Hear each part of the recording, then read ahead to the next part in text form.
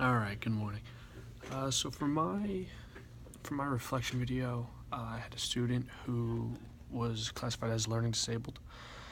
Um, for this, we'll call him Christopher. So Christopher had a learning disability. He had difficulty reading, difficulty kind of staying on task, a little hyperactive, nothing crazy, but the biggest part was that the school district didn't really follow up on most of the IEP accommodations or stuff like that.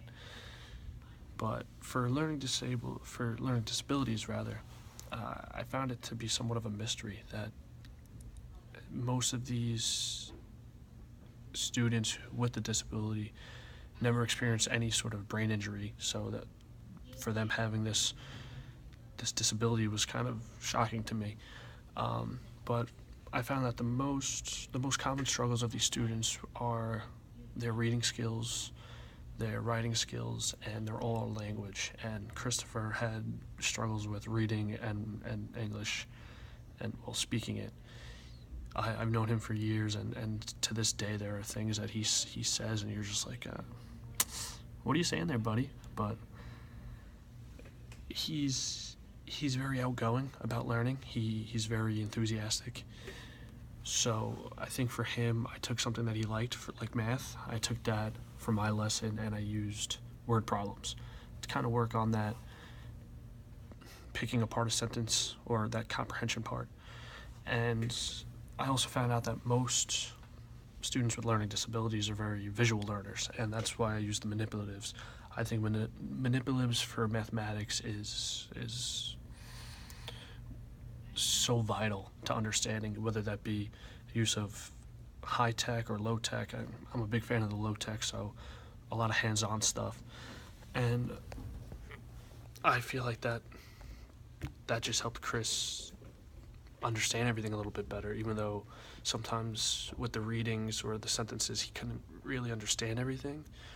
But with the use of the little blocks I used, he was able to pick everything up very quickly. If I was to do anything differently, I probably would have made the examples a little bit harder. He seemed to have a really good grasp on multiplication already, so I think that would have been a little bit better for him. Um, I would say I definitely grew as a special educator because just from learning disabilities alone, there's so much I don't know. So I think it's important for educators to do the research to have a general understanding or maybe even a deeper understanding of their students and really understand that difference between difficulty and disability. Um, as for preparing me for future classes, I was pretty grateful to have this, or fortunate to have this ability to take everything we've done here and bring it into my own classroom, which is pretty awesome. And I deal with a lot of, well, all the students have IEPs and are learning disabled, and some have ADHD, some have ADD, and all this other stuff. And it was very nice to be able to bring everything we read about and put it into my classroom, which I think the kids have benefited. Based on my research, what would I suggest to other teachers? I would say, like I said before, know your students. Have that general understanding of who they are, what their problems are, what their struggles are, and make sure you differentiate for everyone. Doesn't mean 27 questions for 27 students. It means 3 or 4 questions that hit everyone.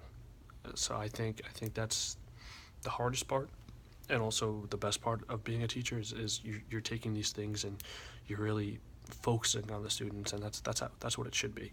So I for me, I implemented my lesson. I tried to be as lax as I can. Granted, Chris already knew who I was, so it was more of like a friendship type of thing there. Um, but we're doing this at his home. I didn't want to be too forceful, too strict in the delivery of the lesson, because this is his home. This is where he gets that normalcy from school. So I think overall it went pretty well. There's really no complaints on either end, my end or Chris's or the parents. So pretty much I was fortunate with my candidate and everything I did. So thanks. Hope you enjoyed.